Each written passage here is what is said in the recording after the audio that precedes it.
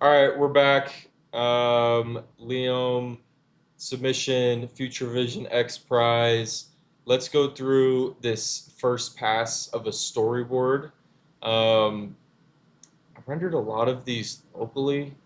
Um, well, some of them local, and then some with some Google models. But took a bit here, but finally have a good kind of idea of what the trailer is going to look like. So we went through the shot list previously, but just seeing kind of the images, I will say I need to do a better job. I've been prompting via the CLI.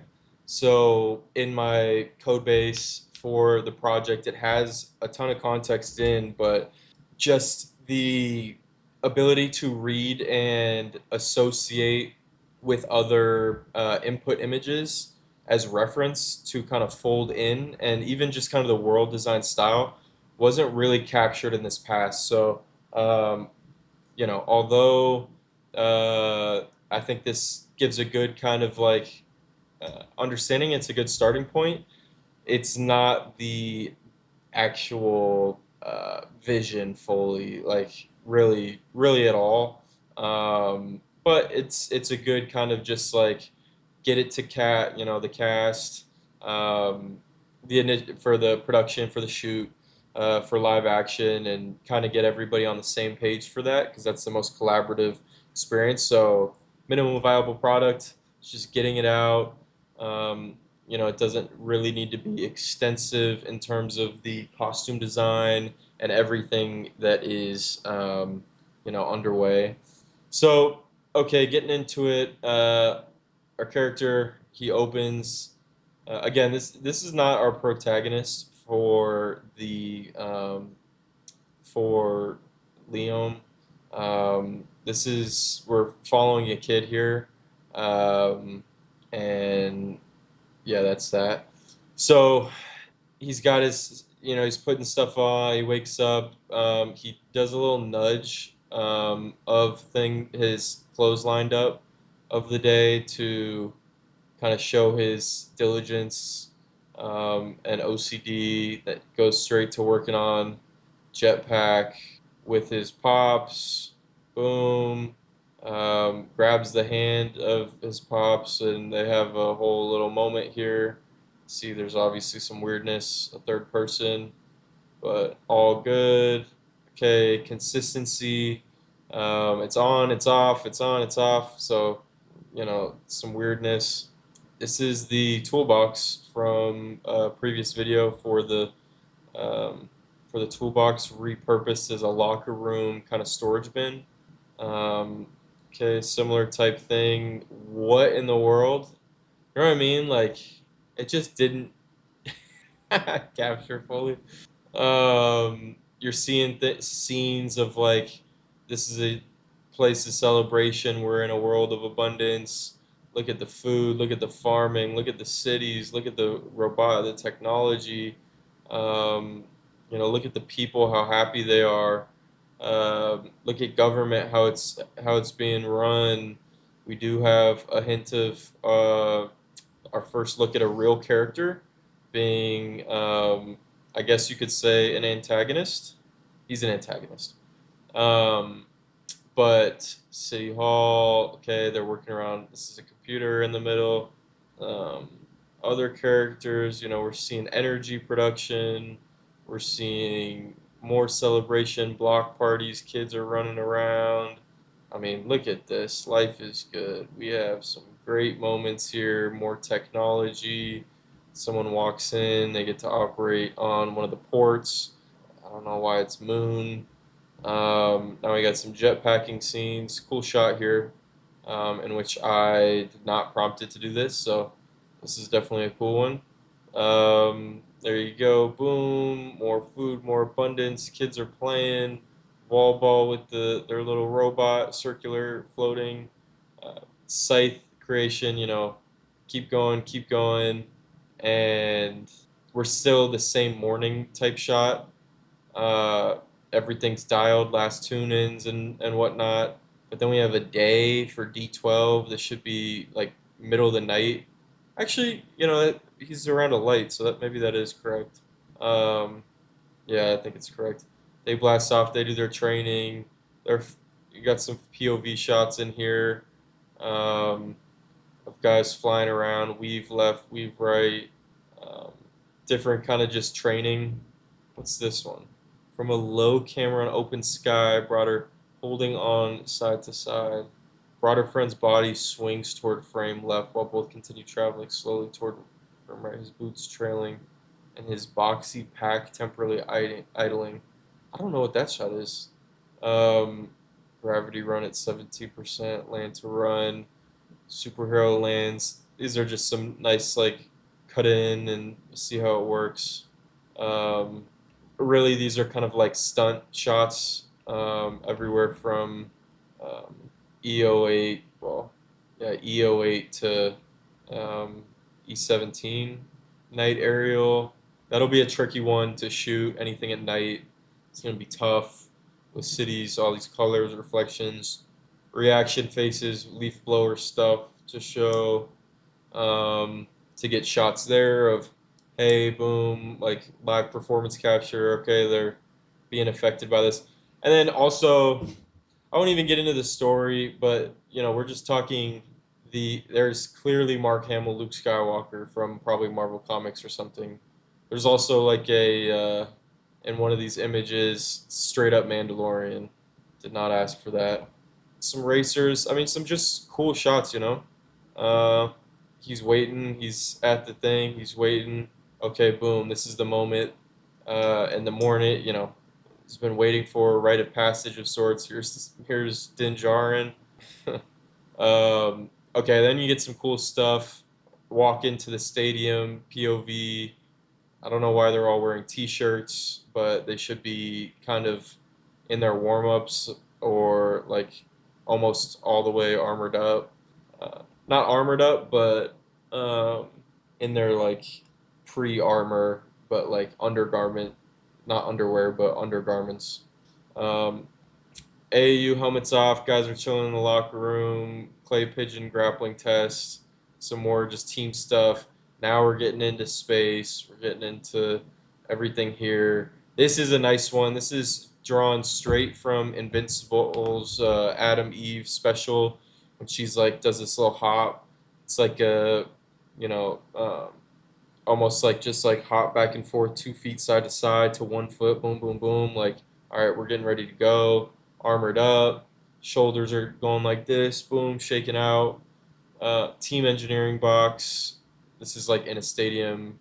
The team engineering box should be like in this huge oval stadium, like bubble almost like the football stadium, like practice facility, air ceiling bubbles. It's kind of that shape of the entire stadium, and the team engineer box, is more so a what you'd expect just on the sidelines in the center half court or whatever, where it's almost like a teller box where they can just like hand things in and out, and like the action is happening right on the other side of like a hockey glass penalty box, and they can just like teller box type, pharmacy teller or whatever, um, bank handoff. Um, cool shots there. Again, this needs to be fixed. There's railings. This is all interior for E41. This is like should be in like a live sport of Neolax environment of that stadium. First there, you got a lot of reaction shots and whatnot. You know, Look at this FO2 shuttle at distance. Like this is all, and you can kind of tell by a lot of this. Um, a lot of these shots are, FO8 is starting to get better because that's not like real starship transportation stuff. But like, look at these ships. Look at the house and the architecture of the neighborhoods. We get into some starship stuff later, but a lot of this needs to be more futuristic up front. The bolt removal should be kind of like just it's not like an actual bolt. It's it's like a little like magnetic like kind of call it like a 2 inch by like cylinder 2 inch by 2 inch little thing that is put on to like limit the capabilities, not a physical bolt. And same thing for the jetpack. Like it just like magnetically kind of sticks on. They're not real bolts. They're like little sci-fi little fake things. Smashes it out of ritual now. Powers unlocked. We're getting closer. I mean, this jetpacks are horrible and they look like Rocketeer. I don't like that. These are should be almost non-classic looking jetpacks. And we got some fun like point 0.5 on the forehead, and it's like POV shots of like everybody that'll just kind of be sliced in. But that's kind of the flow, kind of vision of throughout this our kid's day, um, of this rite of passage that he's been looking forward to, and you know, yeah, it's just a lot of different kind of world building things, but have this and shot lists and everything, and starting to send out to just starting to send out to um, the crew.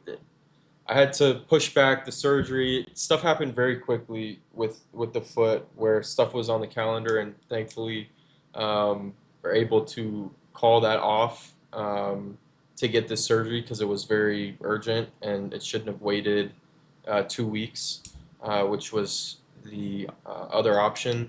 And luckily, the shoot just got to the importance of staying light on my toe, not light on my toes, just being able to pivot and a little malleable in terms of rolling with the punches here. But production has obviously been delayed, for a lot of these reasons, but got to get this out, and these final shots that they weren't able to really see, a lot of the actual visuals, kind of helping production in that sense for the live shoot. Again, this is newer, so I don't know why I thought that.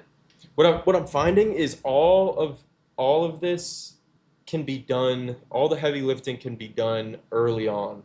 Like before bringing anyone on board, the whole movie can be made, can be like feasibility tested with stunt, with everything, with markered of different layers like of foreground, backgrounds already generated, set design, like library where you know the whole movie can be shot. So obviously, I'm doing three approaches, two of which are just totally generated, live action, and then animated. Animated, like you kind of saw there. Live action, a little sketchy because most of the things AI videos I see is live action. Looks good, but you can uncanny valley. It feels worse in ways, than just committing to a stylized animated approach. Uh, but really, you would make the entire, if I'm doing this feature, I'm going to, for the entire 2 hour film, I'm going to make the whole thing in pre-production, all the shots layered, in an actual software, custom suited to almost like Photoshop, where you can see like all the different like toggle hide, different views. You could watch it um, straight in, colored, with a key in terms of what's generated, what's VFX, what's live, and watch it that way. In terms of the actual practical shoot, it can all be done, everything ironed out, all the voice, all the, I mean, like close to even the sound design can be really dialed in. Voice actors, have the actors on board before, come and make it really good, right? Not some 11 Labs, just voice stuff where it sounds awkward, but actually get a feel of the story, and the whole entire crew, the whole entire production, actors, all the way to you know every grip, and everybody can watch the whole movie, know the entire production, be familiar, have a common like glossary of design language, and a universal tech access to the story and to the blocking and kind of the bird's eye view of how all of the lighting and whatnot is going to work. You could in this view go ahead and say, boom, we're going to I want to let's watch it in terms of we're going to watch the film in terms of when the shot list. Obviously, it's not all chronological, so let's watch the movie in terms of day one of every single in chronological order of the actual shoot instead of the story of the final cut.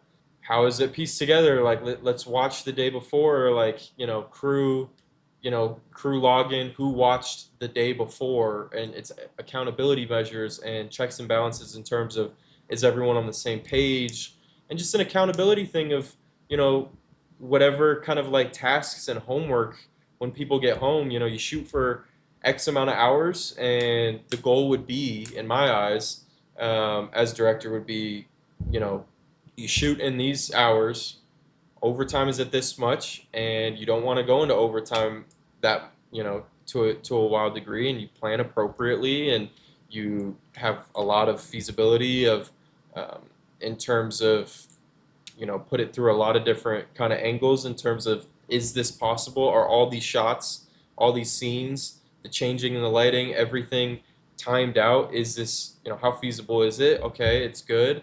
It's going to work and not go into overtime, but you go call it 8 to 8 every single day. And after 8, everyone packs up and it's see you tomorrow. And it's I don't know. I think that's how I'd want the set to go, but I think it's very doable in terms of not going. mm, Things come up and whatnot, but um, having a actual in-house like leomfilm.com. I don't know if I've mentioned it in one of the streams, but leomfilm.com. There's a crew sign-in, and everything gets folded into there.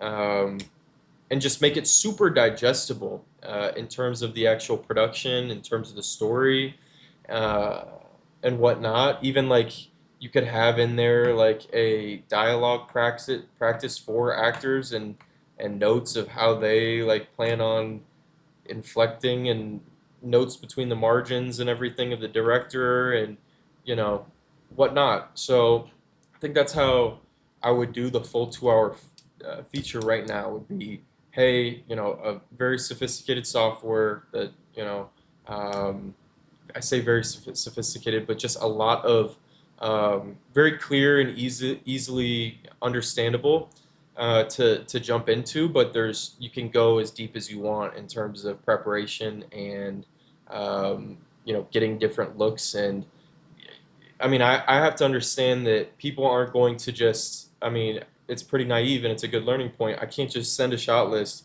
and this is my first time working with DPs and whatnot. But they're like, okay, like they're they need to be context loaded, as well. And I've been sitting with this for so long, I can't make any assumptions. I have to over enunciate, just like when vibe coding, agentic engineering. Sometimes you have to over enunciate. You have to really, in terms of like context loading of this is where it is. Still stay at a high level and don't get too in the weeds technically, but really articulate the goal. If then this, if else, this and different kind of incantations of a decision tree, and really try to put stuff in there like a new context window, like a new agent, like nothing's loaded in, so how to make that software very, very digestible, I think is really important. And just the resources and being able to, have the right documentation. So I think something like this, just getting it out is super helpful, and excited to get going. A shoot of next week. It's going to be a mad dash, but the next couple days I'm going to work on, and it's going to be interesting in terms of blocking, consistency with the costume design. We'll talk about some costume design stuff as well. Um, but really having multiple input images, references, skill files of styles of what is actually in the concept art that is very reflective. If you go back and look at, the first couple, or any of the thumbnails, you can kind of see like what the actual flavor is, and what the world kind of feels like. Uh, but then actually folding all of that paint, let's call that paint, into the actual practical, what do these scenes look like? So just articulating that really, really well. So we'll get to it. Bit of a longer video today, but check out, as we get through just this process of the full 2-minute trailer. We're doing it in 3 different ways. Like I kind of touched on, animated, fully animated, generative animation in terms of a bit stylized. Second, a live action shot on compositive backdrops to get that live performance capture of people. And then third, another fully generated but live action photo reel look. That's kind of the long shot that would be cool to get, but we'll see about. And yeah, we'll keep chipping away, but we're in the grind of it, and everything's laid out. It's just making it happen now, and really embracing the tools, and not getting disappointed at things that could have saved a day or two, and just critically thinking about what the correct order of operations is uh, in kind of going about this and bringing the best product to screen to life. So all good stuff. Chat soon.